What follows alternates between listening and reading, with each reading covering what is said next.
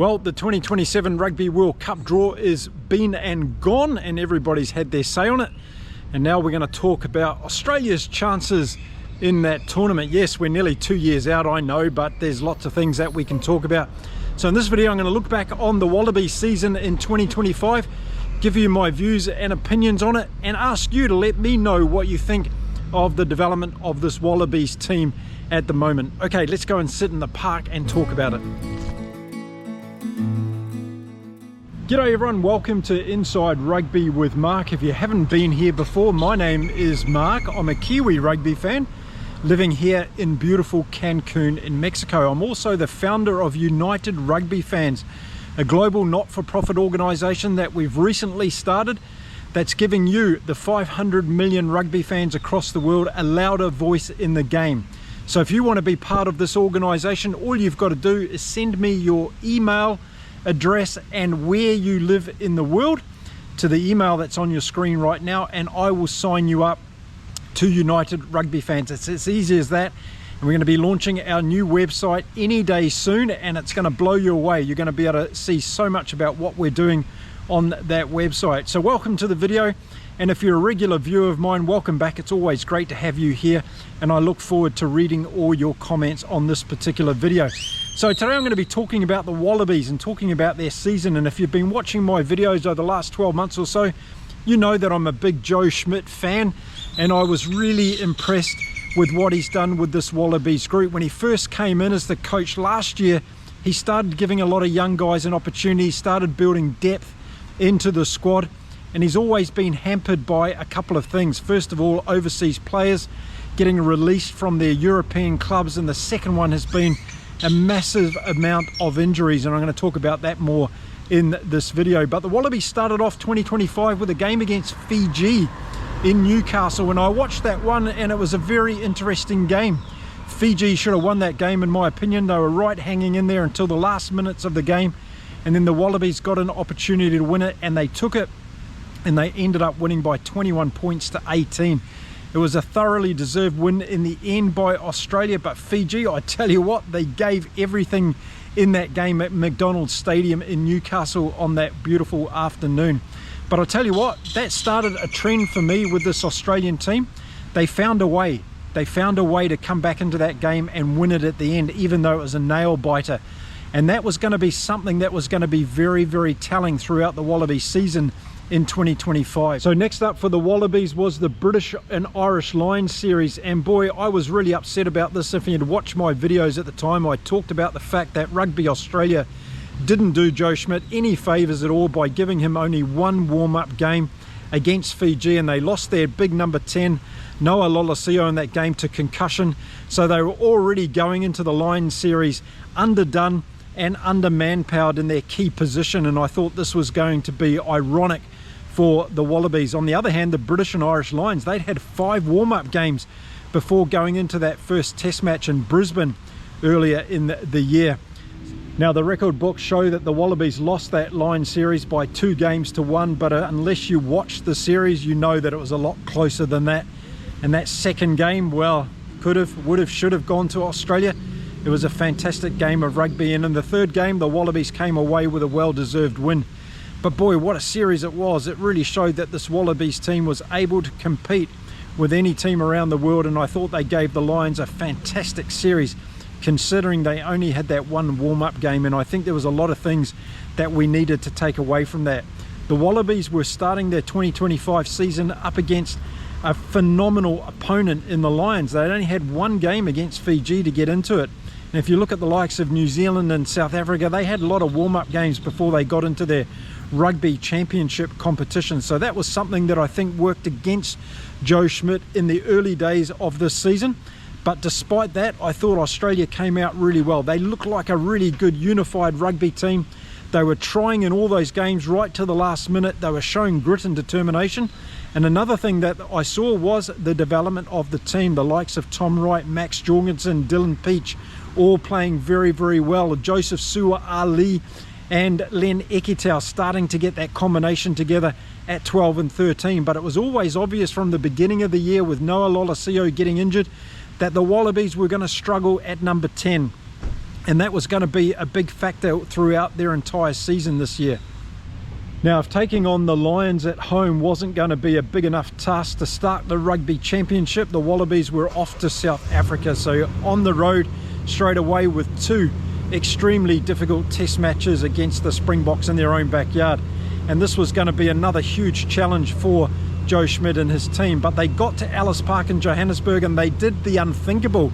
Yes, 60 plus years of history was wiped away in one half of rugby when the Wallabies came storming back against a lot of errors made by the Springboks, but also a lot of creativity and innovation that was created by this Wallabies team. And what an absolute sight it was to see them undoing the Springboks in the defensive line in that second half and coming away with a phenomenal, historic, record-breaking win for the Wallabies. And let's face it, that record win of 38 points to 22 against the Boks in Johannesburg must have given Joe Schmidt and his team a sense of inevitability when it came to the Rugby Championship. Were they going to be able to be contenders this year?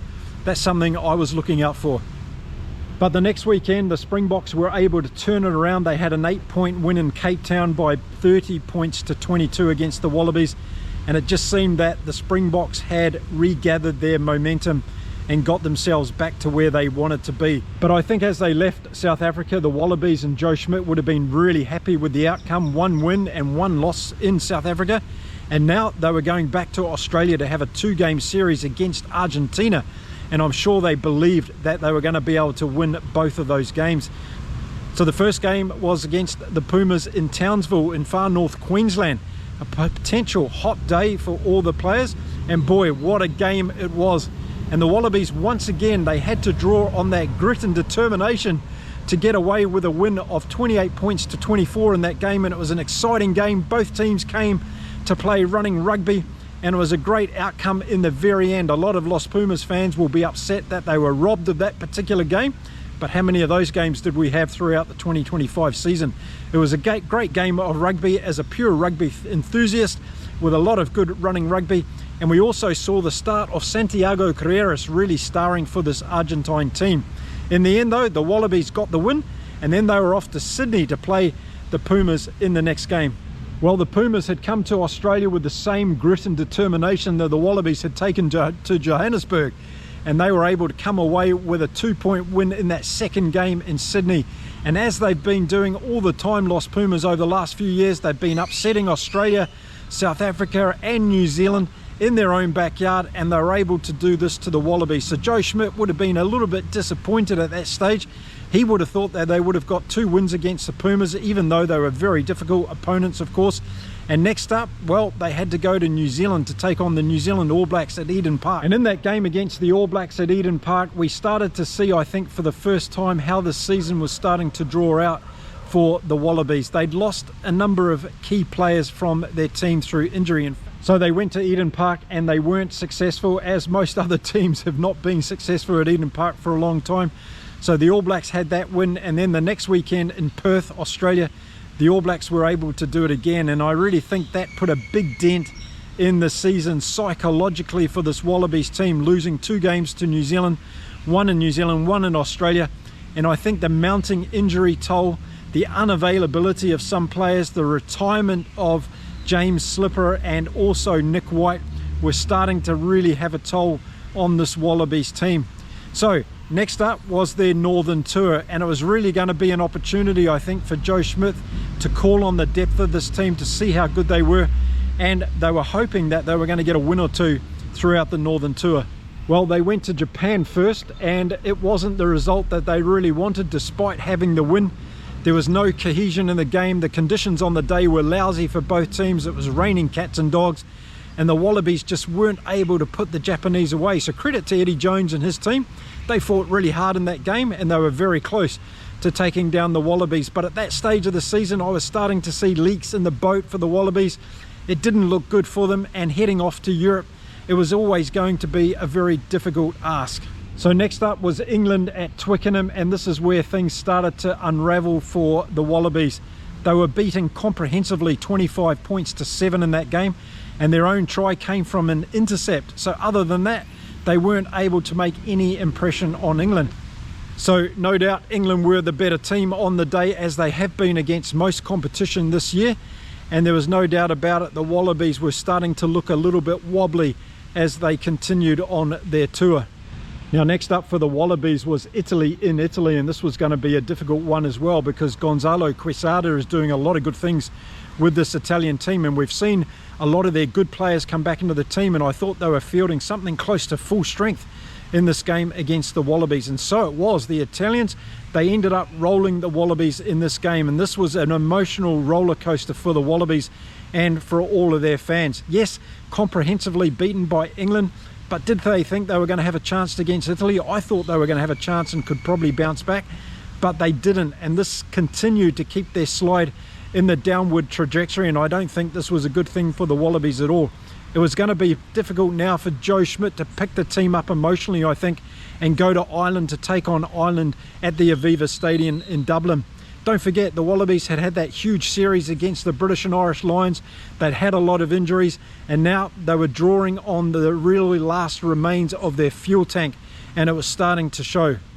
So what happened at the Aviva Stadium? Well, they were outplayed in the end, but they did a good first half, and they were in there with a shout. They had an opportunity, I thought, but Ireland were too good in the second half, and it really started to show the Achilles heel of this Australian team when it came to their depth. So they were comprehensively beaten by 46 points to 19 by Ireland, and there was one game left for the Wallabies to try and redeem their season to some degree. So they had one game left in Europe, and it was against France, which was not going to make things any easier for Joe Schmidt and the crew.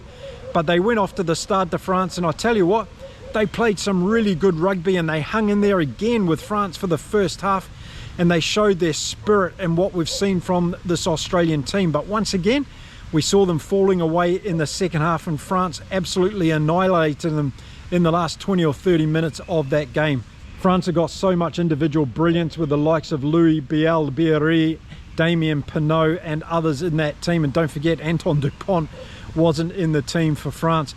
But they ended up losing that game by 48 points to 33, and it was really the exclamation mark on the Australian season to a large degree. They struggled a lot in the first half of their games, and they gave themselves a lot to do in the second half, relying on their bench to come on and to try and make a difference. So where did the Wallabies end up at the end of the season? Well, a difficult series against the British and Irish Lions to start their year with no pre-warm-up, well, one pre-warm-up game. So they lost that series 2-1. Then they went into the Rugby Championship, had that great win against South Africa in South Africa, lost the next one, then went to back home and won the first game.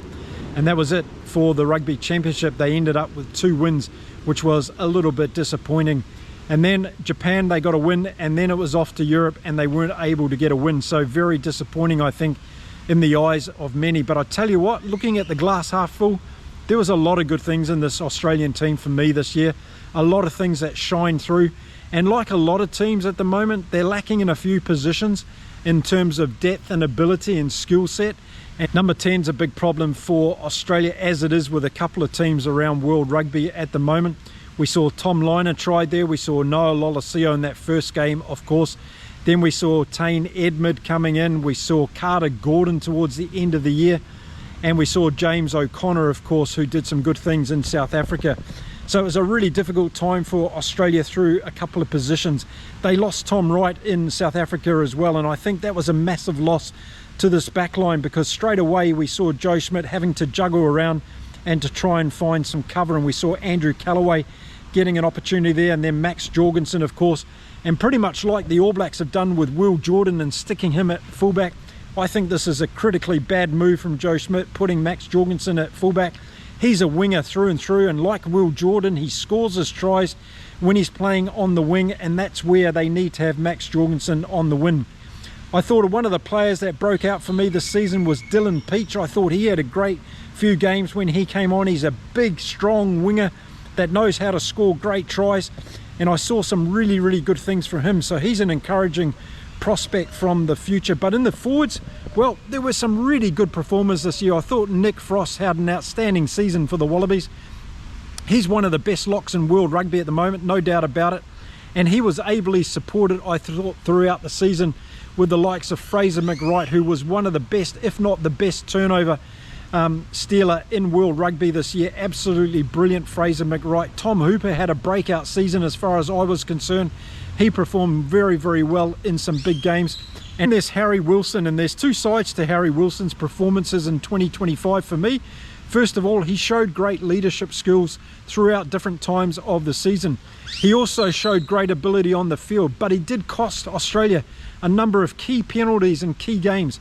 He also made some stupid decisions when running the ball. He made some stupid kicks that gave the ball away from Australia at critical times in certain games.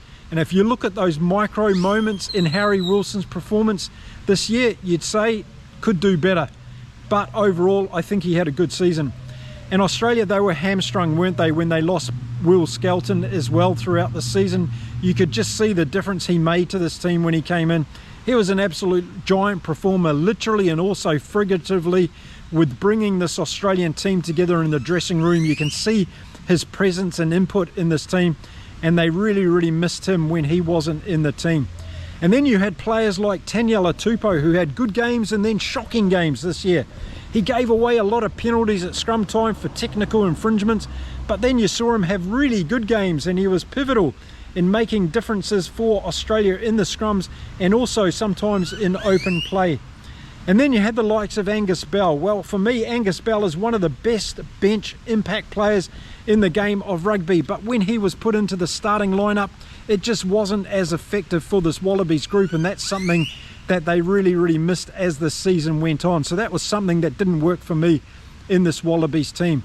And then, of course, we've got to talk about the retirements and also the loss of Nick White and James Slipper. This was a really big thing, and we saw it after they moved out of the Wallabies team throughout the season, how the Australian team started to perform. They really missed these two guys. Slipper was huge up front with his experience and his guile in that front row. And Nick White, he had a fantastic season up until the time that he retired. And then we had Tate McDermott, who was showing a huge amount of promise for this Wallabies team early on, and then he got injured, and that was another nail in the coffin of the Wallabies this year, I thought. Max Jorgensen is a brilliant rugby player. He scores fantastic tries, but he's not a fullback. Stop playing around with him at fullback, leave him on the wing, and make sure you get these combinations of Ekitau and Sua Ali, who can feed Max Jorgensen into space and give him the opportunity to go for one-on-ones, because he can beat most defences in World Rugby, and that was one of the highlights for me this year for the Wallabies. So put all those injuries into it, put the lack of chances of getting games as far as warm-ups go before the British and Irish Lions series, and then the loss of Skelton and Nick White and Tom Wright and Tate McDermott throughout the season, Angus Bell having to start in the front lineup because of James Slipper retiring.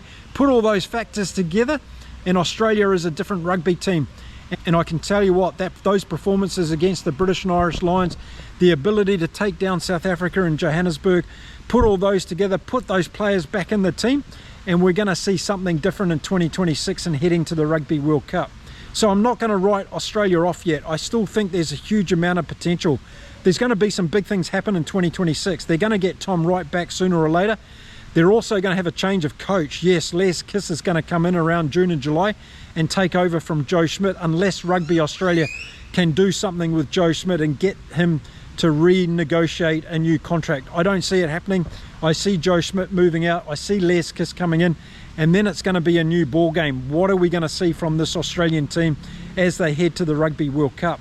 And then they've got this mighty draw in the Rugby World Cup that goes against them. They've got the All Blacks in their group, and then they're going to have a tough run against potentially England in the quarterfinals. So Australia, can they win the Rugby World Cup as I'm sitting here today, almost 2 years out? Yes, they can. Are they likely to? No, they're not going to.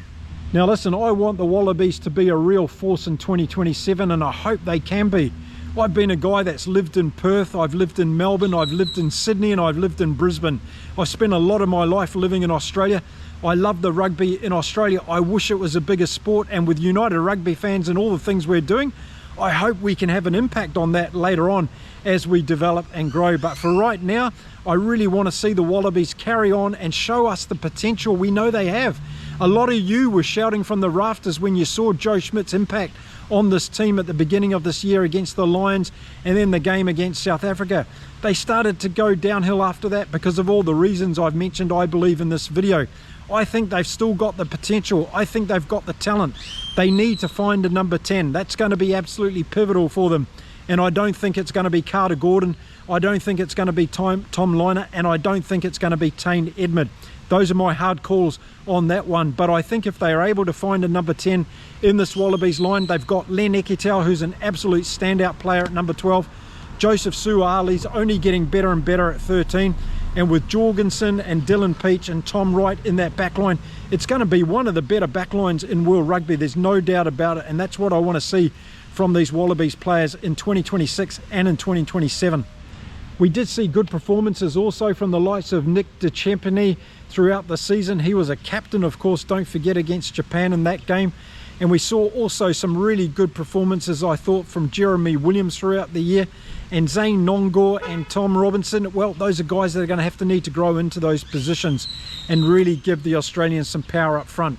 So the lack of forward momentum is going to be something for the Wallabies. They're going to have to get better at scrum time.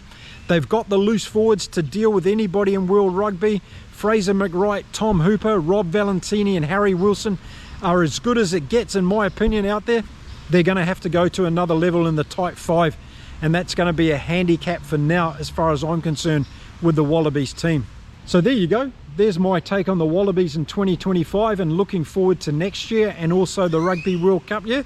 Let me know in the comments what you think about the Wallabies. Did you have the same kind of optimism as I had at the beginning of the year, where we saw the Wallabies playing really good rugby against the British and Irish Lions and taking that form to South Africa? And were you a little bit disappointed like I was when they started to fall off at the back end of the season? What do you put it down to? It's not Joe Schmidt's coaching. He doesn't become a bad coach overnight. Is it to do with the depth of their squad? Did they really miss those players that I was talking about as much in this video? Let me know in the comments. I'd love to hear your thoughts. Okay, that's it for this particular one. Don't forget, sign up for United Rugby Fans. Send me an email to the address on the screen right now. Subscribe to Inside Rugby with Mark for all your great videos coming up on international rugby. I've still got to talk about South Africa, Argentina, France and England, and towards the end of the year, and how those teams have been traveling this year.